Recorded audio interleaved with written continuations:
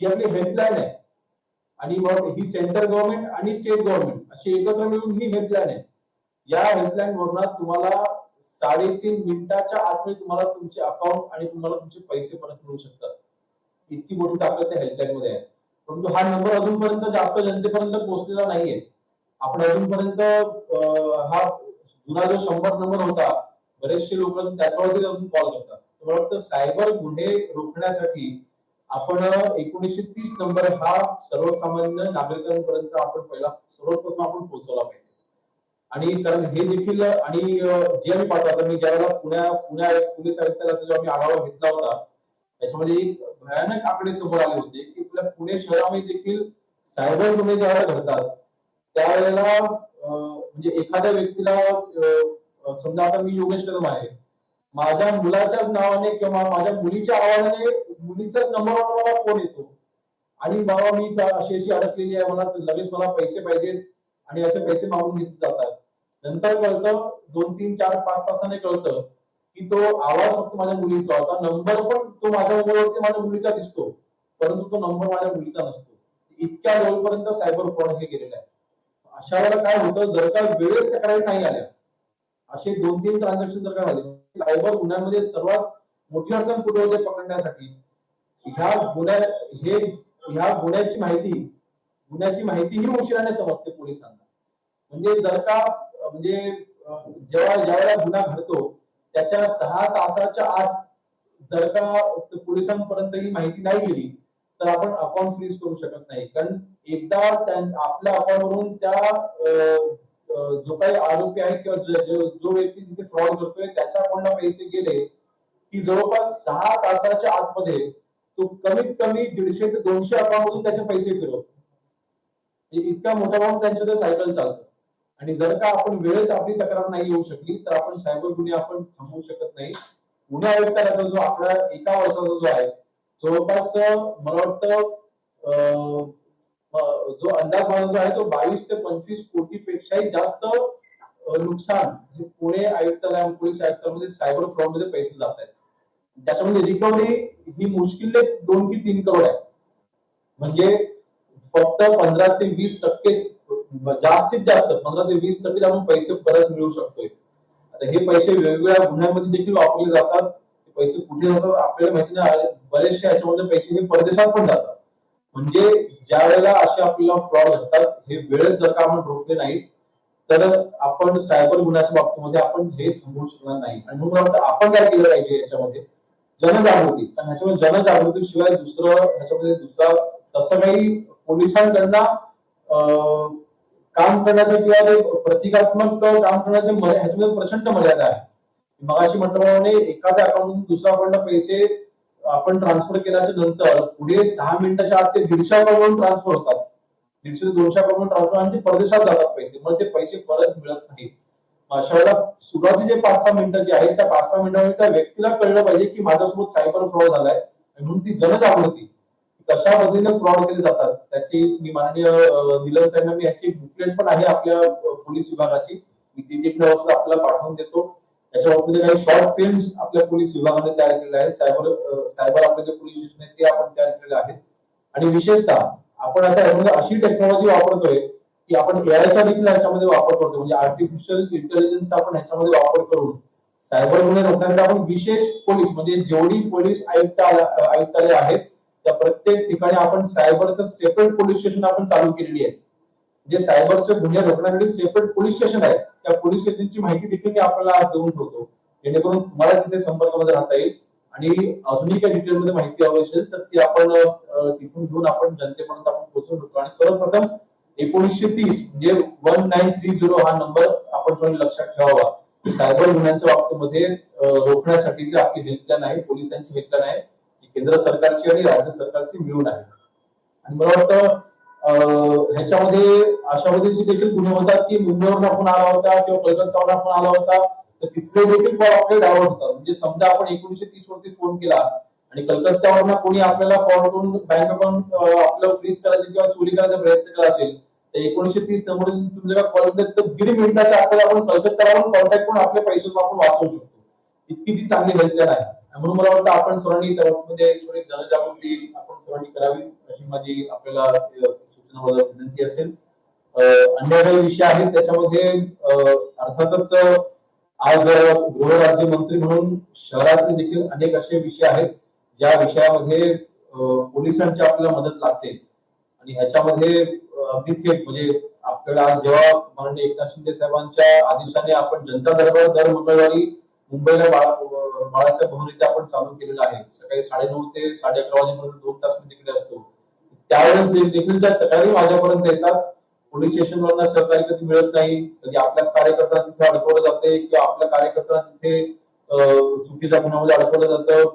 Police station तिथे मदत होत नाही. जे काही असेल अशा तक्रारी देखील आपण थेट माझ्यापर्यंत अगदी कधीही घेऊन येऊ शकता. अर्थातच गृहराज्यमंत्री म्हणून माझी जबाबदारी आहे संघटनेमध्ये काम करत असताना ह्या पदाचा उपयोग जास्तीत जास्त प्रमाणात माझ्या संघटनेला शिवसेनेला झाला पाहिजे या मताची मी 100% ह्याचा माझा पूर्ण सपोर्ट तुम्हाला आहे. नाहीतर या पदाचा काही उपयोग नाही आणि म्हणून मला वाटतं आपण त्या बाबतीमध्ये कधी मला संपर्क करा. माझा नंबर हवा सुद्धा आपण सर्वांनी घेऊन ठेवा. माझा नंबर मला वाटतं किरण साळी तिथे बसलेला आहे त्याच्याकडे माझा नंबर आहे. ते मला तिथे आपण फोन करू शकता किंवा सुद्धा आता लिहून घ्या. माझा नंबर आहे 9867 996252. पुन्हा एकदा सांगतो 9867 996252. फक्त काही काही कॉल असे पण येतात रात्री 2 वाजता जरा आम्ही घेतले पोलिसांनी मला पकडलंय जरा सोडायला मदत करा तर असे कॉल घेऊन याची अपेक्षा आहे.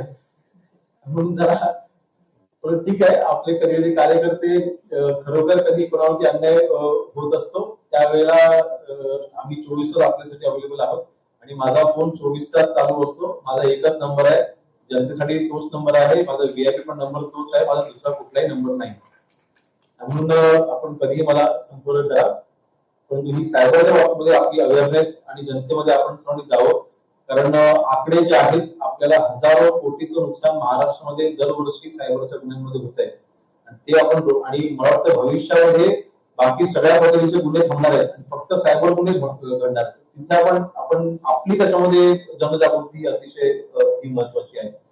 दुसरं मला वाटतं आपल्याला माहिती आहे की एक आपण माननीय निलमताईंनीच त्यावेळेला पोलीस आयुक्तालयामध्ये आम्ही संयुक्त बैठक घेतली होती त्यावेळेला आपण अशी काही एरिया आपल्या पुणे पोलीस आयुक्तालयाच्या अंडर आपण काढायला त्यांना सांगितले होते की ज्या ठिकाणी महिलांच्या सुरक्षिततेच्या बाबतीमध्ये आपल्याला काही एरिया आपल्याला काही ठिकाणं आपल्याला सेन्सिटिव्ह वाटतात किंवा असुरक्षित वाटतात अशी काही ठिकाणं आपण पोलिसांना काढून द्यायला सांगितली होती. तर मला वाटतं आपणही त्या बाबतीत जर का पुढाकार घेऊ शकलो आणि पुणे शहरामध्ये किंवा पिंपरी चिंचवडमध्ये किंवा ग्रामीण भागामध्ये देखील जर का असे काही ठिकाणं तुम्हाला आढळत असेल की ज्या ठिकाणी महिला तिथे असुरक्षित आहेत त्या महिलांच्या बाबतीत आपण तिथे पोलिसांच्या कडून काही काळजी घेणं आवश्यक आहे तो देखील आपण तिथे पुढाकार घेऊ शकता. अशा जागा काही असेल काही जागा तुम्ही मला कळवा त्या बाबतीत देखील आपण नक्कीच माझ्याकडनं तिथे संपूर्ण आपल्याला सहकार्य केलं किंवा पोलीस विभागाकडनं आपल्याची जर सगळी मदत होईल त्याची काळजी आम्ही स्वतः इथे घेऊ. आणि मला वाटतं अन्य अनेक विषयांच्या बाबतीमध्ये सकाळपासून इथे कार्यशाळा होते. आज अनेक विषय इथे आहेत देखील. मला वाटतं महिलांच्या आरोग्याच्या बाबतीत देखील इथे चर्चा झालेली आहे. त्यानंतर आपण राजकारणामध्ये आहोत म्हटल्यानंतर प्रचंड मानसिक तणावामध्ये आपण असतो. आपलं कुटुंब सांभाळत असताना देखील आपण त्या ठिकाणी राजकारणामध्ये कुटुंब सांभाळत एका ठिकाणी कुटुंब सांभाळून दुसऱ्या ठिकाणी आपण राजकारण करत असतो. परंतु मला वाटतं आज त्या बाबतीत देखील आपली मानसिक स्थिती असणं स्थिर असणं हे देखील तितकंच आवश्यक आहे. म्हणून त्या बाबतीत तर मला वाटतं निलमताई आपल्याला योग्य ते मार्गदर्शन नक्कीच चांगलं त्यांनी केलेलं असेलच.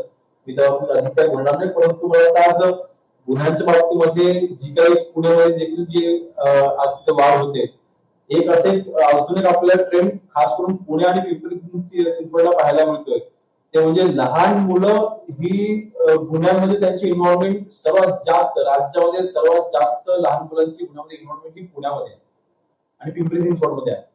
त्याची कारण अनेक आहेत. तिथे पुणे हे ग्रामीण भाग आणि शहराच्या हद्दीवरती ज्या वस्त्या आहेत त्या ठिकाणी आपल्याला जास्त करून ह्या गोष्टी आढळतात आणि सर्वात जास्त लहान बालक म्हणजे 18 वर्षाच्या खालचे 16 वर्षाच्या खालचे गुन्हेगार जे सर्वात जास्त ऍक्टिव्ह आहेत ते पुणे आणि पिंपरी चिंचवडला आहे. तर मला वाटतं आपण पक्षाकडनं जर का आपण असा कुठला कार्यक्रम तिथे राबवू शकलो की ह्या लहान मुलांचं जर का आपण त्यांना जर का आपण चांगल्या गोष्टीमध्ये जर का आपण वळवू शकलो, तिथे आपण काही कार्यशाळा घेऊ शकलो, त्यांना आपण त्या गुन्ह्यांपासून जर का लांब करू शकलो. एक पिंपरी चिंचवडच्या पोलीस आयुक्तांनी अतिशय चांगला उपक्रम चालू केला होता. दिशा म्हणून त्यांनी एक कार्यक्रम घेतला होता. एक फुटबॉलची अकॅडमी पोलिसांनी चालू केली आणि लहान मुलांना त्या पोलीस अकॅडमीच्या माध्यमातून त्यांनी फुटबॉलचं त्यांनी प्रशिक्षण दिलं आणि ती मुलं आज गुन्हेगारी प्रवृत्तीची मुलं आज फुटबॉल खेळतात आणि काही काही मुलं त्याच्यामध्ये नॅशनल लेवलपर्यंत आज खेळत आहेत, फुटबॉल खेळत आहेत. तर असे काही उपक्रम जर का आपण आपल्या पक्षाने शिवसेनेकडनं जर का आपण राबवू शकलो तर त्याचा चांगला उपयोग तिथे होईल. कारण आपण नेहमी बघतो की कोयता गँग आणि तिथे तिथे काही गँग तिथे किंवा गाड्या फोडल्या जातात, गाड्या जाळल्या जातात, ह्याच्यामध्ये 70% लहान मुलं असतात आणि म्हणून मला वाटतं ते गुन्हेगारी थांबवण्यासाठी हा एक पुढाकार नक्कीच आपण तिथे घेऊ शकतो. त्याच्यामध्ये मला वाटतं जर का युवा सेनेने जर का चांगला पुढाकार घेतला, किरण तिथे आहे, माझी अपेक्षा युवा सेनेकडनं जास्त असेल की आपण त्या बाबतीत जर का जास्त आपण पुढाकार घेतला तर ते लहान मुलांना आपण त्या गुन्ह्यामधनं आपण बाहेर काढू शकतो. आणि एकंदरीत मला वाटतं आता तसं पाकिस्तानच्या युद्धाच्या बाबतीमध्ये मगाशी मी ज्या आपल्याला ब्लॅकआउटच्या आणि किंवा माउंटेनच्या ज्या सूचना आल्या होत्या त्याच्यामध्ये सर्वात जास्त काही विशेष तसं नाहीये, परंतु ब्लॅकआउट झाल्याच्या नंतर एकतर आपण घरी थांबणं आहे. दुसरी गोष्ट आता देखील आपण काही पाहिलं 4-5 दिवसापूर्वी की अगदी फक्त सोशल मीडिया नाही, त्या इलेक्ट्रॉनिक मीडियावरती पण नको नको त्या चुकीच्या बातम्या त्या टीव्हीवरती येत होत्या की दिल्लीवरती हल्ला झाला आणि अन्य ठिकाणी पण हल्ला झाला आणि ब्लॅकआउट झालं. तर मला वाटतं अशा वेळेला व्हॉट्सअप आणि फेसबुक आणि इंस्टाग्राम वरती जेवढ्या अफवा पसरतात त्या पहिली गोष्ट आपण पसरू नाही दिल्या पाहिजे आणि त्याच्यामध्ये आपण सहभाग घेतलाच नाही पाहिजे.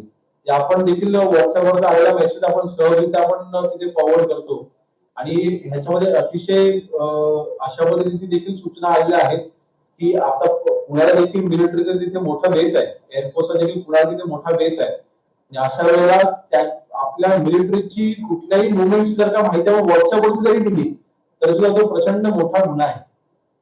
आणि असे देखील मेसेजेस या मागच्या 5-6 दिवसामध्ये काही आम्ही स्प्रेड होताना पाहिले की म्हणजे पोलिसांच्या इथून मिलिटरीच्या 4 गाड्या गेल्या, इथून 4 गाड्या गेल्या, इथून काही बटालियन निघालेली आहे, असे देखील काही मेसेजेस तिथे फिरत होते. ते देखील मेसेजेस आपण फिरवता कामा नये. तो प्रचंड मोठा गुन्हा आहे आणि त्याची देखील काळजी आपण युद्धजन्य परिस्थितीमध्ये आपण नक्कीच घेतली पाहिजे. मला वाटतं ह्या अशा सूचना या गृह विभागाशी आणि या संबंधित आहेत. अनेक असे विषय आहेत की ज्याच्यावरती नक्कीच आपण संवाद साधू शकतो. मला प्रत्यक्षामध्ये याची तिथे इच्छा होती, परंतु मी येऊ शकलो नाही, त्यासाठी पुन्हा मी दिलगिरी व्यक्त करतोय. परंतु मला वाटतं आज पुण्याला नाहक कारण नसताना जे काही बदनाम केलेलं आहे की गुन्हेगारी वगैरे पुण्याला वगैरे वाटते, परंतु असं मला तरी वाटत नाहीये. आपलं पुणे हे सुसंस्कृत आपलं शहर आहे.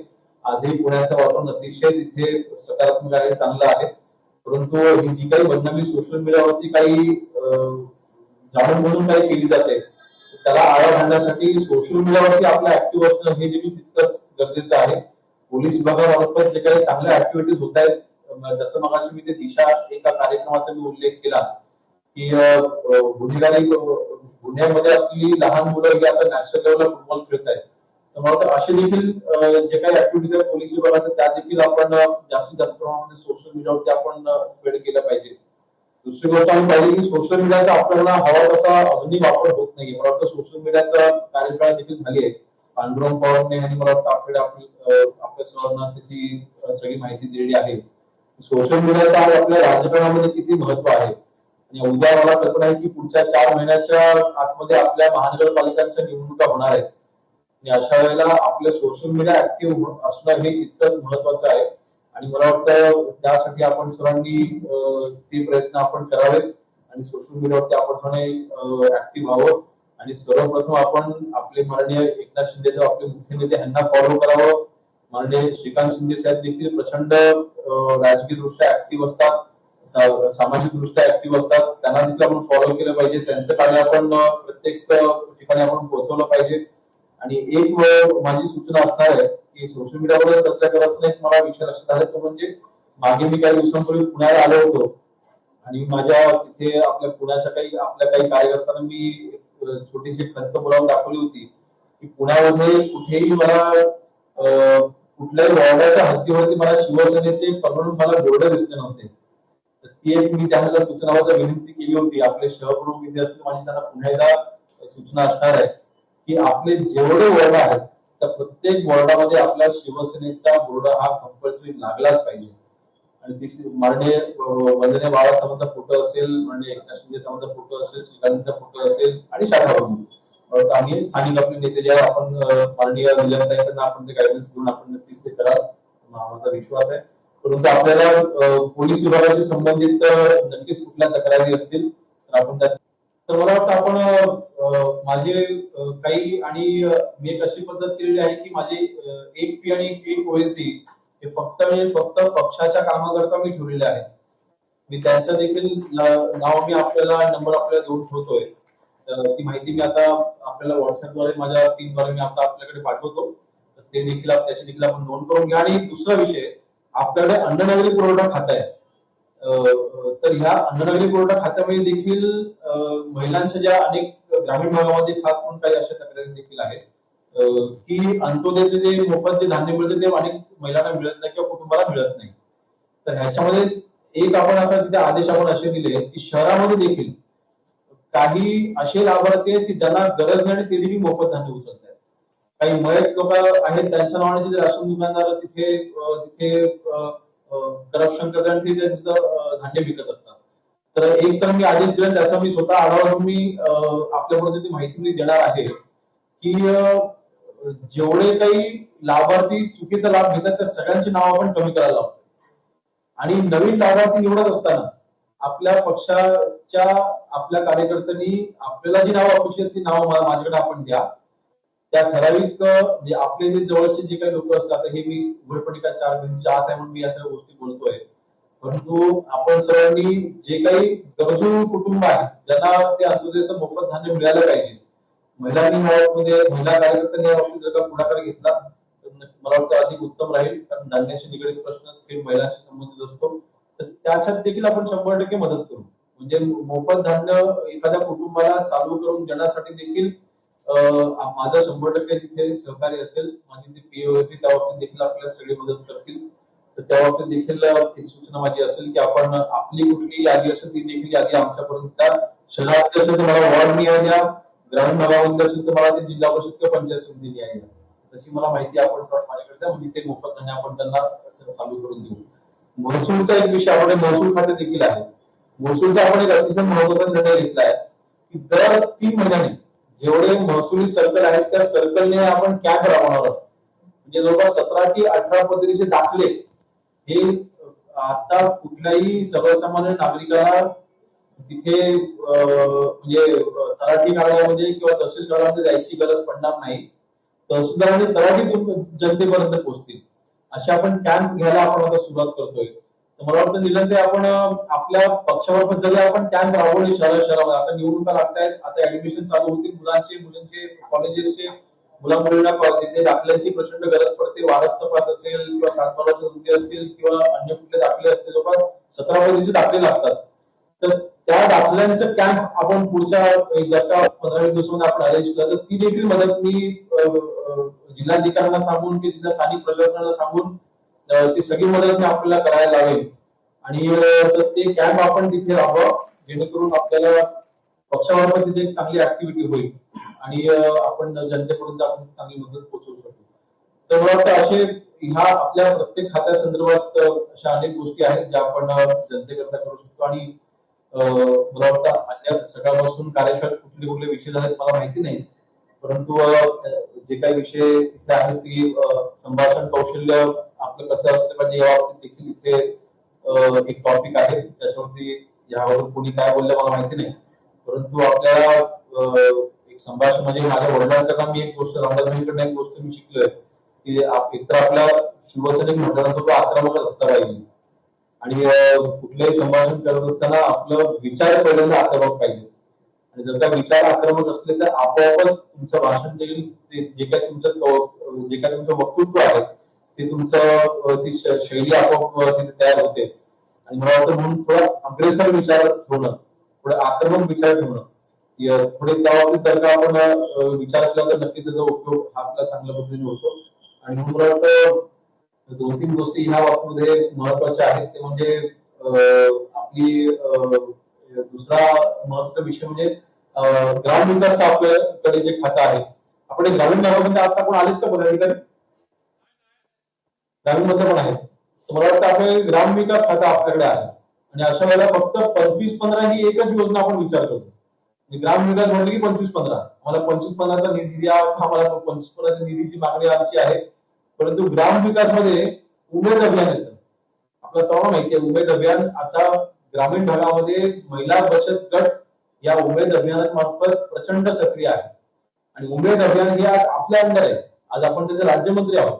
अशा वेळेला उमेद अभियानाचे देखील तुम्हाला काही ऍक्टिव्हिटीज करायचे असतील, आज माननीय उदय सामंत साहेबांकडे उद्योग खातं आहे. उद्योग खात्याचे देखील अनेक योजना आहेत. याच्यामध्ये 35% आणि 40% आणि 50% पर्यंत सबसिडी आहे. तर उमेद अभियानाच्या मार्फत आता माझ्या मतदारसंघात मी काय केलं ते आपल्याला सांगतो. माझ्या मतदारसंघामधल्या जेवढ्या महिला बचत गट आहेत त्या सगळ्या महिला बचत गटांची सर्वप्रथम मी यादी काढली. त्याच्यामध्ये ऍक्टिव्ह महिला बचत गट किती आहे, ज्या स्वतःचा व्यवसाय करतात, मी त्याची यादी सेपरेट तयार केली. आणि मग त्या ऍक्टिव्ह महिला बचत गटामधल्या किती महिला कुठल्या उद्योग करतात मी त्याची यादी वेगळी तयार केली. आणि मग त्याच्यामध्ये जे आढळलं 80% महिला फक्त मसाले उद्योग करतात किंवा पापड आणि लोणचंच करतात. त्याच्यामध्ये फक्त 20% महिला एकदम वेगळा उद्योग करतात. कारण उमेद मध्ये आता त्यानंतर मी त्या 80% मधल्या अशा काही ठराविक महिलांना मी तिथे पुढाकाराने ट्रेनिंग दिल्या. आता माझ्याकडे कोकण कृषी विद्यापीठ आहे, तिथे आम्ही त्यांना काही ट्रेनिंग दिल्या. त्यानंतर उमेद अभियानाच्या अंतर्गत आपण काही ट्रेनिंग देखील देऊ शकतो. म्हणजे काही उद्योजक आहेत ते उद्योजकांना सहभागी करून आपण ट्रेनिंग देतो महिला बचत गटांना. आणि मग त्या महिला बचत गटांना आपण सबसिडी मिळून देतो आणि मग ते आपण उद्योग चालू करायला लावतो. तसं माझ्याकडे मी माझ्या मतदारसंघात मी अगरबत्तीचे कारखाने चालू करून दिले महिलांना. आमच्याकडे बांबू चांगला बांबूचं उत्पादन आमच्याकडे चांगलं आहे. बांबूच्या पासून आम्ही अगरबत्ती तयार करायचा कारखाना आम्ही तयार करून दिला. 10 लाखाचा तो प्रकल्प होता. 5 लाखाची आम्हाला मी त्याला सबसिडी मिळवून दिली. 3 लाख रुपये महिला बचत गटांनी तिथे स्वतःचे त्यांनी तिथे लावले. 2 लाखाचा आम्ही त्यांना कर्ज घेऊन दिलं. म्हणजे 2 लाख मध्ये त्यांचा 10 लाखाचा व्यवसाय उभा राहिला. आणि त्याला संपूर्ण मार्केटिंग देखील आम्ही तिथे उभं करून दिले. ज्या उद्योजकांच्याकडून आम्ही ट्रेनिंग घेतली त्यांनीच त्यांचा संपूर्ण माल आता विकत घेतात. माझ्याकडे 4 अगरबत्तीचे कारखाने आज तयार झालेले आहेत. मला वाटतं अशा पद्धतीचे उमेद अभियान हे अभियान देखील ग्रामविकास खात्याच्या अंडर येतं, म्हणजे आपल्या अंडर येते. त्यामार्फत देखील आपण अनेक गोष्टी आपल्या ग्रामीण भागामध्ये आपण करू शकतो. मला वाटतं तो देखील विचार हा आपल्या ग्रामीण भागामधल्या पदाधिकारी केला पाहिजे. कारण शहरामध्ये उमेद अभियान नाहीये. शहरामध्ये हे महानगरपालिकांच्या अंडर तिथे महिला बचत गट काम करत असतात. मला वाटतं आपण ग्रामीण भागामध्ये आपल्या ग्रामविकास खात्यामार्फत ह्या गोष्टींचा आपण चांगला उपयोग करून घेऊ शकतो. आणि दुसरं आपल्या ग्रामविकासच्या अंडर असलेल्या आपल्या मी एक बुकलेट लवकरच तयार करतोय. म्हणजे आपल्याला एक पुस्तिका मी तयार करतोय जी मी आपल्यापर्यंत पोहोचवेन. आणि जेवढ्या ग्रामविकास खात्याच्या योजना आहेत त्याच्यामधल्या अशा अनेक योजना की ज्याचा कोणी आजपर्यंत लाभच घेत नाही, त्याच्यापर्यंत कोणी पोहोचतच नाही, तर त्या देखील योजना मी आपल्यापर्यंत नक्कीच पोहोचवेन. आणि माझे पी आहे सुशील घाडगे म्हणून, त्यांना मी आपल्याशी जोडून देईन. त्या योजना आपल्याकडे राबवण्याकरता देखील आपल्याला नक्कीच मदत होईल. आणि आपल्याकडे जी म्हणण्याचा अर्थ फक्त उद्देश एवढाच आहे की आपल्याकडे जी काही खाती आहेत या सर्व खात्यांचा उपयोग अर्थातच सर्वप्रथम आपल्या शिवसेनेच्या संघटनेच्या सर्व पदाधिकाऱ्यांना उपयोग झाला पाहिजे. ह्या मताचा मी आहे. त्यासाठी आपला मधला समन्वय आपण नक्कीच वाढवू. पुण्याला वेगवेगळ्या कार्यक्रमांच्या निमित्ताने तसंही माझं येणं असतं. त्यानंतर पुण्यामध्ये कोकणामध्ये देखील आमची बरेचशी लोक आहेत. माझ्या मतदारसंघामध्ये देखील बरेचशी लोक आहेत. माझे जवळपास 4-4.5 माझे मतदार हे पुण्याला आहेत, पिंपरी चिंचवडला आहेत. त्यांच्या गाठीभेटी घ्यायला मी येत असतो, तर आपली भेट तर होतच राहील. परंतु आपल्या खात्या संदर्भात सहकार्य हे आपल्याला असणार आहे. हे मी आपल्या सर्वांना आजच्या या कार्यक्रमाच्या निमित्ताने आश्वासित करतोय. आणि या व्यतिरिक्त जर कोणाला काही प्रश्न असतील किंवा कोणाला काही इथे तुम्हाला काही विचार असेल तर आपण विचारू शकता. धन्यवाद. आपण माननीय योगेश कदम आपण खूप सविस्तर आणि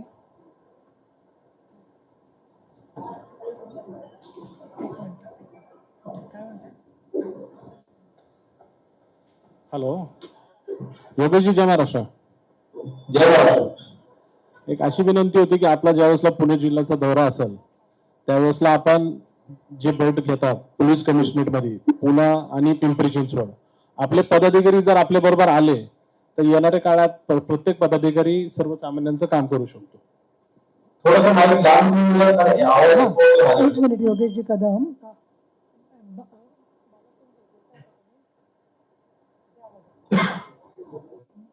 तुम्ही सांगितलं काय येते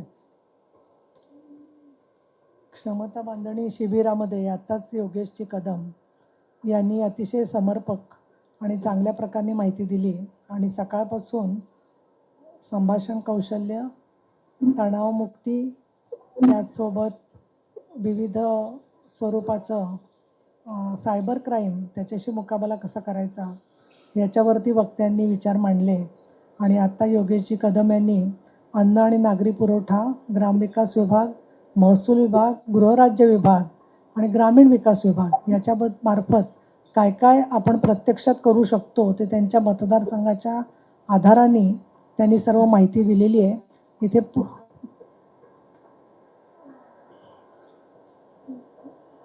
एक मिनिट.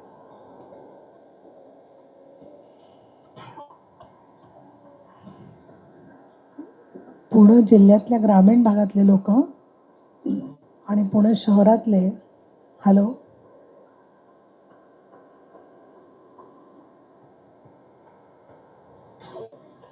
एक मिनिट.